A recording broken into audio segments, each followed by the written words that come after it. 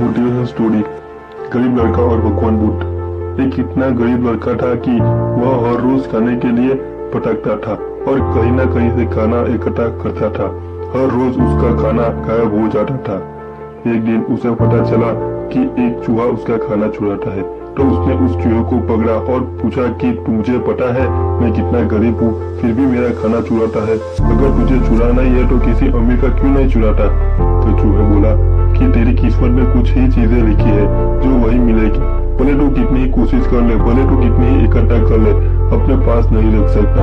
यह जानकर लड़का बहुत शौक हुआ। ऐसे कैसे हो सकता है? तो चूहे ने कहा, अगर तुझे जानना है कि तेरी किस्मत में क्या लिखा है तो भगवान बुद्ध के पास जाना पड़ेगा। वही तुझे बता सकते हैं कि तुम्हारी किस्मत में क्या लिखा है। इसीलिए वह लड़का भगवान बुद्ध से मिलने के लिए निकल पड़ा। चलते चलते बहुत रात हो गई थी, इसीलिए रास्ते में उसे एक हवेली दिखी और उस घर वालों से एक रात रहने की इजाजत मांगी। इजाजत मिल भी गई। हवेली वालों ने लड़के से पूछा वो इतनी रात को कहाँ जा रहा है? तो उसने कहा कि मैं बुद्ध के पास जा रहा हूँ अपनी किस्मत के बारे में पूछने के लिए। हवेली वालों ने कहा कि तुम भगवान बुद्ध से हमारा सवाल भी पूछोगे?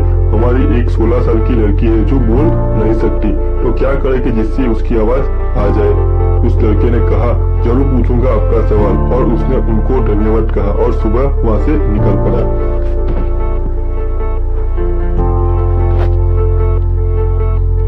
आगे रास्ते में बहुत बड़े बड़े बर्फ के पहाड़ थे। वही बड़ी मुश्किलों से पहाड़ पर चढ़ा। वहाँ पर जादूगर मिला। उसने लड़के से पूछा कि वह कहाँ जा रहा है? तो उसने कहा कि भगवान बुद्ध के पास जा रहा हूँ अपनी किस्मत के बारे में पूछने के लिए। तो जादूगर ने कहा कि क्या तुम भगवान बुद्ध से मेरा सवाल पूछोगे? मैं हजारों सालों से तपस्या कर रहा हूँ ताकि मैं स्वर्ग में जा सकूँ। मेरे हिसाब से अब तक तो मुझे स्वर्ग में चले जाना चाहिए था, तो मैं स्वर्ग में जाने के लिए क्या करूं? लड़के ने कहा ठीक है, मैं आपका सवाल मुझसे पूछता हूँ। उस जादूगर के पास एक छड़ी थी। उस छड़ी की मदद से उस लड़के को बर्फ का पहाड़ के उस पार पहुंचा दिया।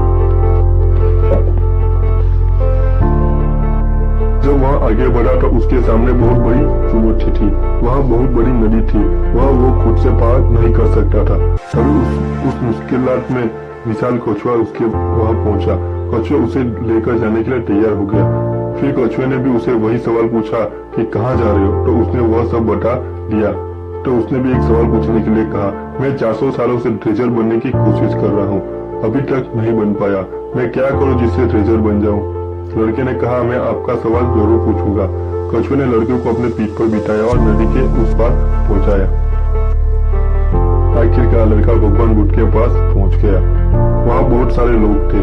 उसने कहा एक व्यक्ति केवल 3 सवालों का जवाब ही दूंगा। लड़का एकदम शौक हो गया क्योंकि उसे तो 4 सवाल पूछने थे। वह सोचने लगा कि कौन सा 3 सवाल पूछने चाहिए।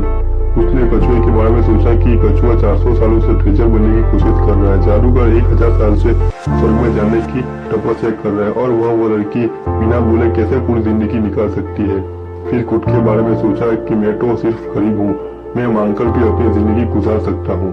कछुआ जादूगर लड़की की परेशानियां तो मेरी परेशानी से बहुत बड़ी है। तो लड़के ने उनके 3 सवाल भगवान बुद्ध से पूछे। बुद्ध ने जवाब दिया कि कछुआ 400 सालों से ट्रेजर बनने की कोशिश कर रहा है, पर अपने कवच को छोड़ने के लिए तैयार नहीं है। जब तक वह कवच को नहीं छोड़ेगा तब तक ट्रेजर नहीं बन पाएगा।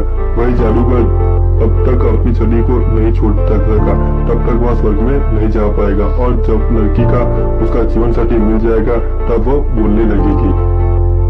यह सब सुनकर लड़का वापस कछुए के पास आया और उसे सब बताया, और कछुए ने कवच निकाल लिया। जैसे ही कवच निकाला उसमें से कीमती मोती निकले।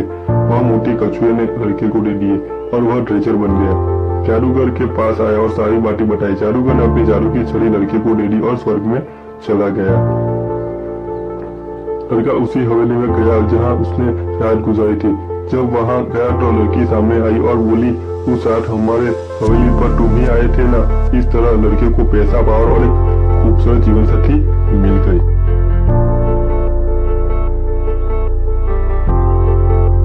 जीवन में कुछ पाने के लिए कुछ देना पड़ता है। जब जादूगर ने छड़ी दे दी तो उसे स्वर्ग मिल गया।